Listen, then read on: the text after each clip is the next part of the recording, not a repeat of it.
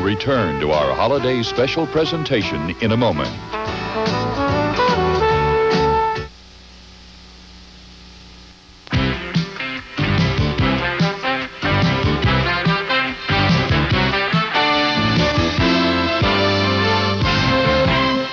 Good morning and Merry Christmas. For those dreaming of a white Christmas in Indiana, well, that dream came true. There's a dusting of snow over central and northern Indiana. Travelers are being warned that many roads in the northern part of the state are lightly covered with snow and ice.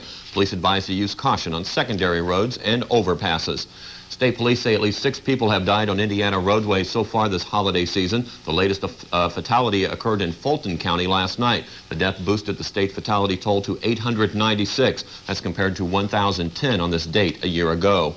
In Waukegan, Illinois, just outside Chicago, Christmas began with tragedy. 8 people were killed from a fire in a senior citizen's residence. 5 people were injured. It appears the victims died from the smoke. It's also believed that the fire began on the ground floor in a restaurant or a dry cleaners. A fire at an oil refinery in Whiting, Indiana, forced the evacuation of a 3-block area last night. No one was injured, and a spokesman from Amoco says the fire was confined to their property and was brought under control by 11 o'clock. The cause of that fire is still not known. In Utah's coal mining country, this Christmas is one of mourning for the 27 people who died at the Wilburg mine.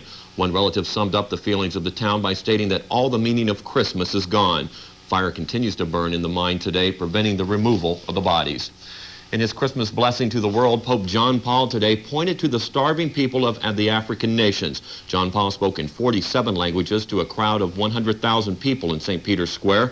He also celebrated midnight mass before many people last night. While in Bethlehem, some 30,000 people were in the biblical town for Christmas Eve. Religious services were held there, marking the birth of Christ.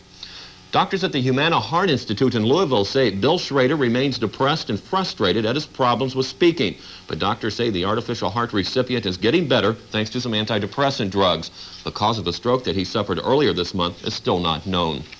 I'll have the 59 forecast after this. Well, let's take a look at the forecast. It'll be sunny and cold today with a high expected into the 20s. Tonight, clear and cold with a low into the upper teens. And then Wednesday, mostly sunny and milder with a high into the 30s. Currently, we have 18 degrees in Indianapolis. For 59 Headline News, I'm Jim Vincent. Have a Merry Christmas.